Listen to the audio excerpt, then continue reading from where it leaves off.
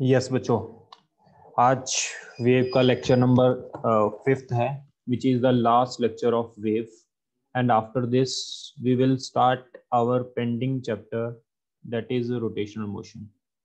ये lecture number 5 है wave. इसके बाद वेव हमारा खत्म हो जाएगा बच्चों, और हमारा अगला चैप्टर जो है, हमने एक पेंडिंग छोड़ा हुआ था रोटेशनल मोशन, ये हम कंप्लीट करेंगे।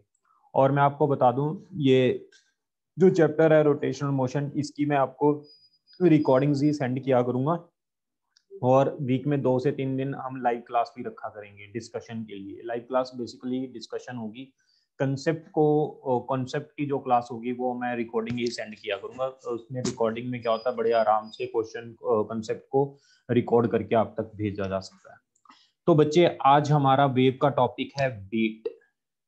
बीट के बारे में बात करते हैं। बीट क्या होती है बच्चों? आपने जर्नली देखा होगा कि हमारे पास जब कोई भी इंस्ट्रूमेंट्स प्ले करते हैं, म्यूजिकल इंस्ट्रूमेंट, तो आपने देखा होगा जैसे कोई एक तबला बजा रहा है, एक ढोलक बजा रहा है, तो वो एक दूसरे जो सॉन्ग गा रहा होता है वो उनको कहता है कि थोड़ी सी मतलब इसको स्लो, इसको फास्ट, मतलब ऐसा कुछ होता है जिससे वो एक कंप्लीट पैटर्न हमें ऑब्जर्व हो, जो हमें सुनने में अच्छा लगे। That is called beat. वो बीट तभी आएगी जब हर एक में एक फ्रीक्वेंसीज जो होंगी, हर एक साउंड से जो सोर्स से साउंड प्रोड्यूस हो रही है उसकी फ्रीक्वेंसी नियरली सेम होगी, तो एक कुछ अच्छा पैटर्न हमें सुनाई देगा जो हमें सुनने में अच्छा लगेगा। That is called beat. Beat के अंदर बच्चों क्या होना चाहिए? नियरली सेम फ्रीक्वेंसी होनी चाहिए। सबसे पहले तो नियरली सेम फ्रीक्वेंसी, ये सबसे पहले जरूरी चीज है कि फ्रीक्वेंसी क्या होनी चाहिए? सेम होनी चाहिए। अगर दो सोर्स से जो साउंड प्रोड्यूस हो रही है उसकी फ्रीक्वेंसी नियरली सेम हो, तो एक ऐसा पैटर्न मिलता है साउंड का जिसमें मैक्सिमा होता है, मिनिमा होता है। इस पैटर्न को हम नाम देते हैं बीट। तो आप इसकी डेफिनेशन लिख लो। When two sound waves nearly same frequency superimpose with each other, then the resulting pattern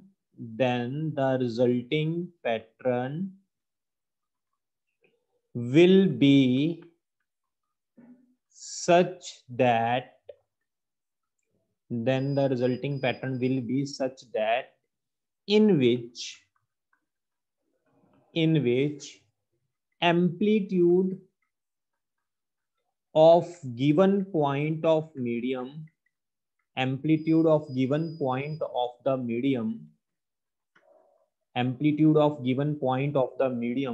vary with time. That means we heard maxima and minima of sound. हमें साउंड का मैक्सिमा एंड मिनिमा सुनाई देता है after regular interval of time, because of this rhythmic sound pattern develop which is known as beat, जिसको बोलते हैं हम बच्चों बीट। अब इसके बाद हमारे पास आगे लिखते हैं, beat will be the number of maximas that we will going to listen, कितने मैक्सिमास हमें मिलते हैं, and number of maximas observed in 1 second, number of maximas observed in 1 second will be known as beat frequency. इसको नाम देते हैं बच्चों beat frequency. This is also called beat frequency. अब मैं आगे लिखता हूं, इसको रब कर रहा हूं, ये स्टेटमेंट थी हमारे पास बीट की। बच्चों दो सोर्स हैं, एक की फ्रीक्वेंसी f1 है, एक की फ्रीक्वेंसी f2 है, तो बीट फ्रीक्वेंसी होगी f1 माइनस f2 का mod. This is called beat frequency. इसी तरह time period is equal to 1 upon beat frequency होता है, इसको भी लिख लेना। इसके साथ का एक क्वेश्चन है बच्चों जो पेपर में आता है, ऐसे एक दो क्वेश्चंस हैं वो हम करते हैं। सबसे पहला क्वेश्चन है, ये ट्यूनिंग फोक है। ट्यूनिंग फोक एक म्यूजिकल इंस्ट्रूमेंट है जो साउंड प्रोड्यूस करने के लिए यूज किया जाता है। दो ट्यूनिंग फोक हैं ए एंड बी। ए की जो फ्रीक्वेंसी है 256 हर्ट्ज है और बी की जो फ्रीक्वेंसी है 260 hertz. Consider two tuning fork. Calculate करना है फर्स्ट बीट फ्रीक्वेंसी, सेकेंड हमने कैलकुलेट करना है if A is loaded with wax, if A is loaded with wax then beat frequency becomes 10 beats per second and find new frequency। ये question है बच्चों। Yes बच्चों, question को करते हैं सॉल्व। क्वेश्चन को सॉल्व करने से पहले एक चीज याद रखना बच्चों, अगर हम एक कंसेप्ट आप याद रखना, अगर हम किसी ट्यूनिंग फोक के ऊपर ऐसे वैक्सिंग करते हैं, मैंने वैक्सिंग कर दी, वैक्स लगा दी, on waxing frequency will decrease, sound की जो ऑसिलेशंस प्रोड्यूस होंगी उनकी फ्रीक्वेंसी कम हो जाएगी। इसके बाद इसके उलट अगर मैं इसको शार्प करता हूं, ऑन शार्पनेस, अगर मैंने शार्प की तो फ्रीक्वेंसी विल इंक्रीज। ट्यूनिंग फोक के एंड्स को अगर हम शार्प करते हैं तो फ्रीक्वेंसी बढ़ेगी। ट्यूनिंग फोक को अगर हम वैक्सिंग करते हैं तो फ्रीक्वेंसी कम होगी। अब देखो हमारे पास क्वेश्चन में क्या कहा हुआ है बच्चों। क्वेश्चन में हमें कहा हुआ है कैलकुलेट बीट फ्रीक्वेंसी। ए की फ्रीक्वेंसी दी हुई है, बी की फ्रीक्वेंसी दी हुई है, बीट फ्रीक्वेंसी क्या होगी, एफ ए माइनस बी लिख लो या एफ बी माइनस ए लिख लो, क्योंकि होल मोड है तो प्लस माइनस का तो कोई फर्क ही नहीं पड़ेगा। तो इसमें से ये माइनस कर दो, कितना आ जाएगा, -4 आ जाएगा। -4 का मैग्नीट्यूड करोगे तो 4 आ जाएगा, 4 हर्ट्ज। यानी बीट फ्रीक्वेंसी हमारे पास कितनी आ गई, 4 हर्ट्ज। ये फर्स्ट वाला हो गया बच्चों। सेकेंड वाला हमें क्या कहता है, if A is loaded with wax, अगर मैं ए को वैक्सिंग कर दूं। क्लियर, तुम्हें पता है वैक्सिंग करने से ए की फ्रीक्वेंसी कम होनी चाहिए। अगर इसकी पहले 256 है, अब 255 होनी चाहिए या 254 होनी चाहिए, है ना, कम होगी लोड वैक्सिंग करेंगे। Then the beat frequency is 10 beat per second. अब बीट फ्रीक्वेंसी क्या होती है, F A minus F B होती है, ये आपको पता है।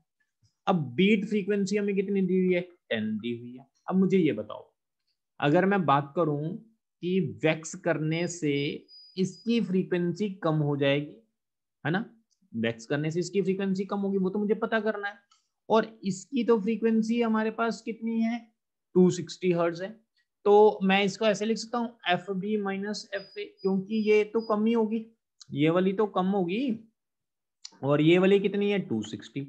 इसकी वैल्यू में 260 पुट कर देता हूँ। एफ ए मुझे पता करना है, ये 10 आ गया, तो एफ ए कितना आ गया मेरा 260 माइनस 10 यानी 250 हर्ट्ज, ये आ जाएगी हमारी। क्लियर बच्चों, समझ आ गया? ऐसे क्वेश्चंस आप इसके अंदर सॉल्व कर सकते हो। तो नेक्स्ट चलते हैं अगले टॉपिक पे, हमारा लास्ट वेव का टॉपिक है। इसके बाद वेव हमारा बच्चों खत्म हो जाएगा। Topic name is called Doppler's effect. Topic name is called Doppler's effect. Doppler effect क्या होता है बच्चों, समझो। एक ये ऑब्जर्वर है, यहां पर एक सोर्स है, ट्रेन आ रही है मान लो, वो एक साउंड प्रोड्यूस कर रही है। जब कोई भी ट्रेन सोर्स ऑब्जर्वर के पास पहुंचे तो शार्पनेस ऑफ साउंड जो होती है वो इंक्रीज होती है, पिच ऑफ साउंड भी इंक्रीज होती है, और फ्रीक्वेंसी ऑफ साउंड भी क्या होती है, इंक्रीज होती है। ये तीनों चीजें इंक्रीज होती हैं। अगर यही सोर्स ऑब्जर्वर से दूर जाए, शार्पनेस ऑफ साउंड, ये साउंड की क्वालिटी होती है वो भी कम होगी, पिच जो है साउंड की वो भी कम हो जाएगी, और फ्रीक्वेंसी ऑफ साउंड वो जो है वो भी क्या हो जाएगी, कम हो जाएगी। क्लियर है? यस बच्चों।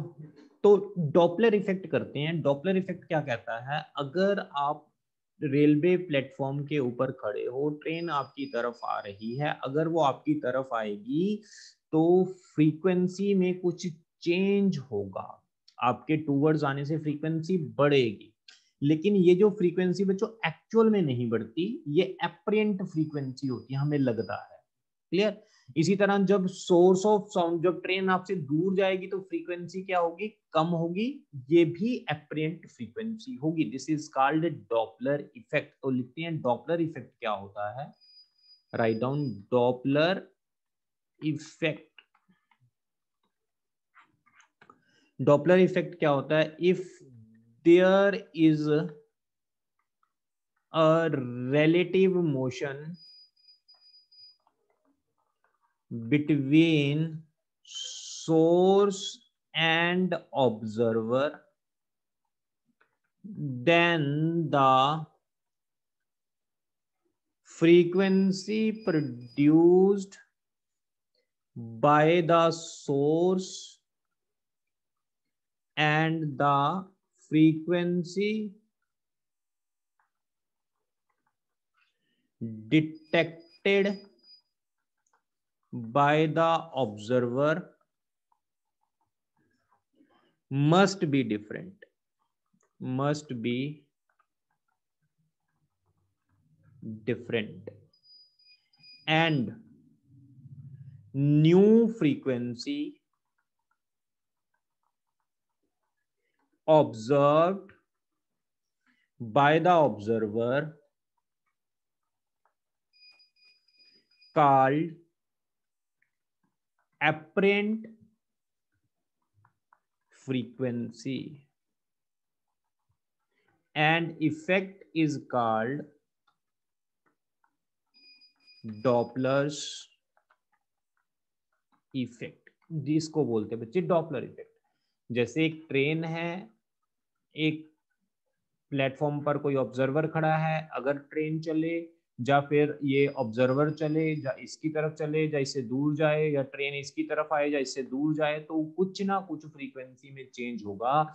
उस फ्रीक्वेंसी में जो चेंज होगा वो हमें चेंज लगेगा, वो उसको बोलेंगे एपरेंट फ्रीक्वेंसी। ये किसने बताया था, डॉपलर ने। That is why this is called Doppler effect. बच्चों इसके अंदर ये आपका डॉपलर इफेक्ट 5 मार्क्स का पेपर में आ सकता है। ठीक है, मैंने स्टेटमेंट बता दी। तो इसको करते हैं, ये सोर्स है, मान लो एक ट्रेन है जिसने साउंड प्रोड्यूस की, जिसने साउंड प्रोड्यूस की, उसकी स्पीड है v। ये v क्या है, स्पीड ऑफ साउंड। अब ट्रेन है, ट्रेन ने साउंड प्रोड्यूस की, उसकी स्पीड है v। अब ट्रेन अगर खुद चल रही हो तो उसकी स्पीड क्या हो जाएगी, vs। ये स्पीड ऑफ सोर्स होता है, जो चल रहा है ना सोर्स, उसकी स्पीड है। इसी तरह मेरे पास एक ऑब्जर्वर है, उसकी स्पीड कितनी है, v not. v not is the speed of the observer, इसको बोलेंगे स्पीड ऑफ द ऑब्जर्वर। अब देखो बच्चों, जब ये सोर्स चल रहा है, ऑब्जर्वर चलता है, तो कुछ ना कुछ फ्रीक्वेंसी में चेंज होता है दोनों में। अगर रिलेटिव मोशन हो, रिलेटिव मोशन का मतलब एक चल रहा है दूसरा रुका हुआ, या दूसरा चल रहा है पहला रुका हुआ, या दोनों चल रहे हैं, दोनों टूवर्ड चल रहे हैं, या दोनों अवे चल रहे हैं, तो जो एपरेंट फ्रीक्वेंसी आती है वो होगी v plus V naught plus minus v plus minus V S into F. ये फॉर्मूला आप लोगों ने याद करना है।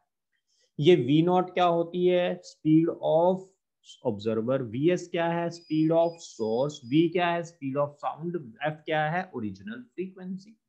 इसके अंदर हम नंबर ऑफ केसेस पढ़ेंगे बच्चों। सबसे पहला केस है, ये सोर्स जो है उसकी स्पीड 0 है, सोर्स से जो साउंड प्रोड्यूस हो रही है उसकी v है, ऑब्जर्वर जो है वो भी रेस्ट पे है, उसकी भी स्पीड कितनी है? 0 है। तो अपरेंट फ्रीक्वेंसी कितनी होगी? देखो बच्चों, वी नॉट भी 0 है, वी एस भी 0 है, तो v by V into F, ये कट गया तो क्या आ गया? एफ आ गया। क्लियर? फर्स्ट क्लियर हो गया आपको? सेकंड, अगर मैं इसके अंदर डिफरेंट केसेस आप लोगों ने खुद बनाने हैं, वी एस को इधर, सोर्स को इधर चला दो, साउंड ऑफ स्पीड तो है ही है, ऑब्जर्वर रेस्ट पे है, तो बताना जरा फॉर्मूला क्या बन जाएगा? V A. अब देखो, अगर सोर्स इसकी तरफ जाएगा तो फ्रीक्वेंसी क्या होगी? मैंने आपको बताया था वो बढ़ेगी, फ्रीक्वेंसी बढ़ेगी, सोर्स की वजह से बढ़ेगी। ऑब्जर्वर की तो 0 है, इसको तो 0 लिख दो। v, अगर सोर्स इसकी तरफ जाएगा तो फ्रीक्वेंसी बढ़नी है, इसको बढ़ाना है बच्चे। अगर अप्रेंट फ्रीक्वेंसी को हमने बढ़ाना है तो मुझे डिनोमिनेटर को क्या करना पड़ेगा? कम करना पड़ेगा, यानी यहां पर प्लस की जगह क्या आ जाएगा? माइनस आ जाएगा। ये फॉर्मूला बन जाएगा। ये करके दिखाओ। इसके बाद एक और, ये सोर्स है, सोर्स की स्पीड vs है, सोर्स को अवे चलाओ, इधर को चला दो, चलो सोर्स को चला दो आप इधर को, ऐसे vs, ठीक, स्पीड ऑफ साउंड तो v ही थी, ऑब्जर्वर रेस्ट पे, तो क्या होगा? एफ ए क्या होगा? एफ ए होगा वी नॉट तो 0 ही है। अब ये दूर जाने से फ्रीक्वेंसी कम होगी। ये चीज कम कब होगी? ये चीज कम कब होगी? जब ये डिनोमिनेटर वाली बढ़ेगी। अब दूर जाने से ये नीचे वाली चीज बढ़ेगी तो नीचे आ जाएगा प्लस। क्लियर हो गया बच्चों? और देखते हैं इसके बाद, और केसेस देखते हैं हम इसके बाद। नेक्स्ट केस, ये 3 केस हुए हैं, केस नंबर 4 पढ़ते हैं इसी में। 4 बनाओ आप, सोर्स को रेस्ट पे कर दो, स्पीड ऑफ साउंड ये है, ऑब्जर्वर को चला दो, इधर को चला दिया, तो बताओ जरा क्या होगा? F A is equal to V plus minus plus. अब ये दूर जा रहा है, जब ये दूर जाएगा तो फ्रीक्वेंसी क्या होगी बच्चे? कम हो गई, कम होगी तो इट मीन्स यहाँ पर क्या आएगा? माइनस आ जाएगा। नीचे तो सोर्स वाला 0 हो गया, ये वाला फॉर्मूला बन गया। जितने मर्जी आप इससे फॉर्मूले बना सकते हो बच्चों। और करते हैं, और कैसे चलाओगे ऑब्जर्वर को? टूवर्ड चला दें ऑब्जर्वर को। लो भाई, अगला केस करते हैं, ऑब्जर्वर को टूवर्ड चलाते हैं इसके।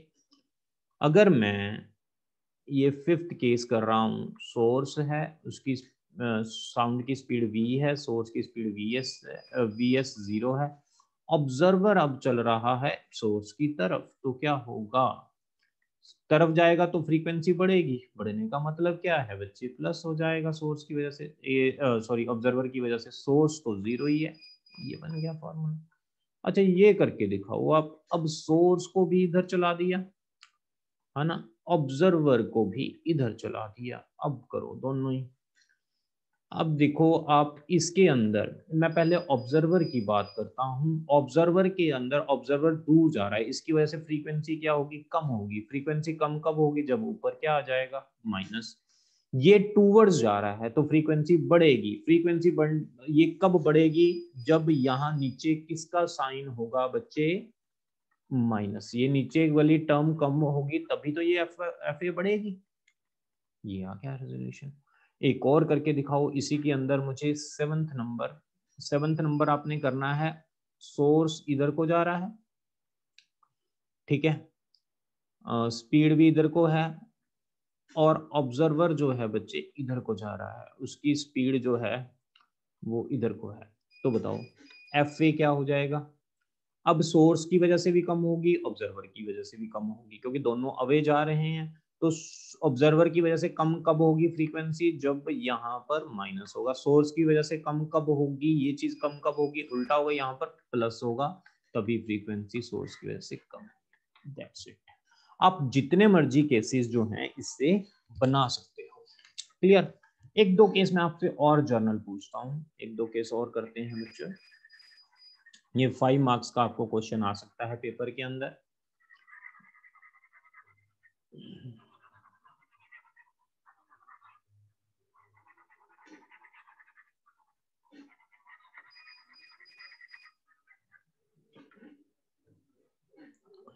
अगर मैं इसके अंदर बात करूं बच्चों क्वेश्चन की,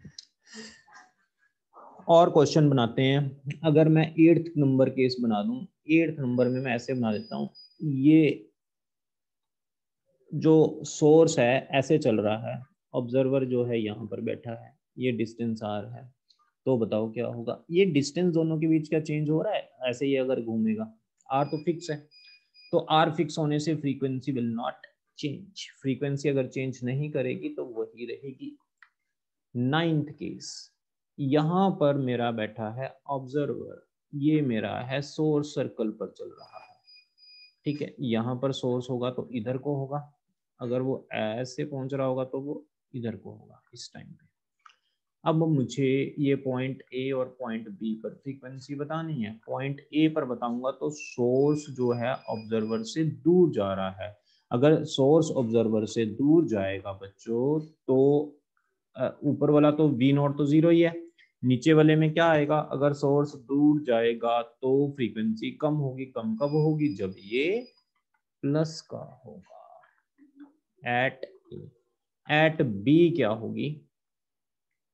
यस, एट बी क्या होगी फ्रीक्वेंसी? ये टूवर्ड्स जा रहा है, टूवर्ड्स जाने से फ्रीक्वेंसी बढ़ेगी। बढ़ेगा कब?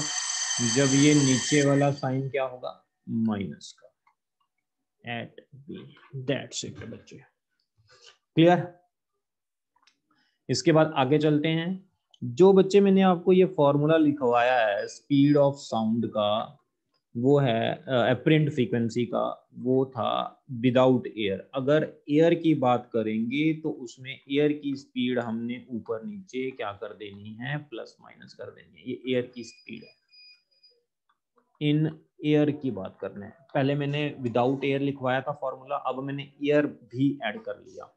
यानी जब एयर, जिधर साउंड प्रोड्यूस हो रही है उसी डायरेक्शन में अगर एयर होगी तो V प्लस VA होगा।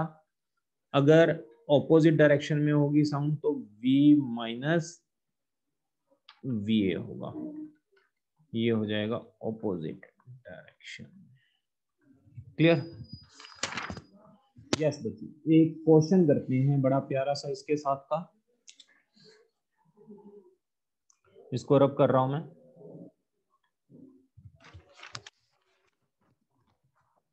क्वेश्चन है मेरे पास, ये एक काट है बच्चों ऐसे, एक काट ये है ऐसे, और एक काट ये है ऐसे, 3 काट है। It is moving with 40 metre per second, it is moving with 20 metre per second, it is moving with 20 metre per second. ये ए है काट, ये बी काट है और ये सी काट है। क्लियर? ऐसे चल रहा है। इसकी जो फ्रीक्वेंसी है वो है 1000 हर्ट्ज। इसकी जो साउंड प्रोड्यूस हो रही है उसकी स्पीड है 340 मीटर पर सेकेंड। इसकी जो स्पीड है वो है 1200 हर्ट्ज। ए जो है बच्चे वो मेरे पास लिसनर है, सी एंड बी जो मेरे पास है आर सोर्स है। फर्स्ट पता करना है frequency of C detected by A. Second पता करना है frequency of B detected by A. Third पता करना है beat frequency detected by A. सबसे पहला पार्ट करते हैं हम इसके अंदर, frequency of C detected by A. Frequency of C detected by A. अब बच्चे ए हमारे पास लिसनर है, सी एंड बी क्या है, सोर्स है। सी की फ्रीक्वेंसी जो ए को डिटेक्ट हुई है, यानी कहने का मतलब अगर मैं इन दोनों की बात करूं, ये मेरा सोर्स है, ये मेरा ऑब्जर्वर है, तो अपेरेंट फ्रीक्वेंसी का फॉर्मूला आपको पता है, विदाउट एयर ये वाला फॉर्मूला होता था। अब इसके अंदर आप ये देखो कि अगर ये मेरा है सी वाला जो मेरा है वो है सोर्स और ये मेरा है ऑब्जर्वर। बच्चों अगर ये मेरा सोर्स है और ये मेरा ऑब्जर्वर है तो मैं फॉर्मूला, ये तो इसके पास जा रहा है, सोर्स अगर पास जाएगा तो फ्रीक्वेंसी बढ़ेगी। फ्रीक्वेंसी बढ़ने का मतलब क्या है, यहाँ पर ये माइनस का साइन होगा, ये नीचे अगर माइनस का साइन होगा तभी फ्रीक्वेंसी बढ़ेगी। ऑब्जर्वर दूर जा रहा है, दूर जाने से फ्रीक्वेंसी कम होगी। कहाँ ऑब्जर्वर है, ऊपर। कम कब होगी, जब ऊपर भी क्या हो बच्चे, माइनस का हो, इनटू फ्रीक्वेंसी। अब ये वाला फॉर्मूला बन जाएगा। अब v कितना दिया हुआ है, 340। v नॉट कितना दिया हुआ है, 20, ऑब्जर्वर की 340, सोर्स की स्पीड कितनी दी है, 40, इनटू सोर्स की फ्रीक्वेंसी कितनी है, 1000। It will be the 1066 hertz. Clear, समझ आ गया। दूसरा पार्ट करते हैं। दूसरे पार्ट के अंदर हमें क्या कह रहा है, B frequency of B detected by A. ठीक है, बी की फ्रीक्वेंसी डिटेक्टेड बाय ए। अगर मैं ये बात करूं, इसके अंदर हमारे पास ये सोर्स है बच्चे और ये ऑब्जर्वर है। तो आप ये देखो फॉर्मूला कैसे बनाओगे। फॉर्मूला अगर मैंने बनाना है तो सोर्स इसके टूवर्ड्स जा रहा है तो सोर्स की वजह से तो माइनस हो जाएगा, तभी फ्रीक्वेंसी बढ़ेगी। ये भी टूवर्ड्स जा रहा है तो ये भी क्या हो जाएगा, प्लस। ये वाला फॉर्मूला पहली बात तो यूज करना है। ये 340 प्लस 20, 340 माइनस 20 इंटू एफ कितना दिया हुआ है हमें, 1200। तो ये आ जाएगा बच्चे, जब आप इसको सॉल्व करोगे, it will comes out to be 1350 hertz, 1350 hertz. ये इतना आ जाएगा हमारे पास, 1350 हर्ट्ज। क्लियर। अब इसकी वजह से इसे मिली इतनी, इसकी वजह से इससे मिली इतनी, तो इसकी बीट फ्रीक्वेंसी कितनी हो जाएगी बच्चे। बीट फ्रीक्वेंसी अगर मैंने लिखनी है तो मेरे पास बीट फ्रीक्वेंसी आ जाएगी 1350 minus 1066 is equal to 284 hertz. 284 hertz ये चीज आ जाएगी बच्चों। अब हमने जो चैप्टर है, जो सिलेबस है, वो पूरा कंप्लीट कर लिया। फुल सिलेबस हमारा कंप्लीट हो गया, कंप्लीट सिलेबस हो गया। अब कंप्लीट सिलेबस होने के बाद मेरा एक चैप्टर रहता था, रोटेशनल मोशन। ये चैप्टर हम मंडे से स्टार्ट करेंगे। उससे पहले हम वेव की, मैं आपको आज शीट भेज दूंगा। ठीक है, ये आपने शीट करनी है और सैटरडे को आपने इसका टेस्ट देना है वेव का। कल और परसों हम इसकी डिस्कशन कर लेंगे। ठीक है बच्चों। और एक बात याद रखना, जो ये रोटेशनल मोशन है ये ऑफलाइन वाले बच्चों का भी ऑनलाइन ही होगा। ये दोनों का मैंने ऑफलाइन और ऑनलाइन का रोटेशन मोशन सेम करना है। इसके अंदर आपको कंसेप्ट का मैं रिकॉर्डेड लेक्चर भेजा करूंगा। जब हमारी डिस्कशन होगी वो लाइव होगी, discussion will be the live. अब आपकी आज वेंसडे है, थर्सडे कल का दिन और फ्राइडे परसों का दिन, ये इसके अंदर आपकी डाउट डिस्कशन होगी वेव के ऊपर। तो मैं आज आपको शीट ये भेज देता हूँ। ओके बच्चों, बाय। ठीक है, ओके।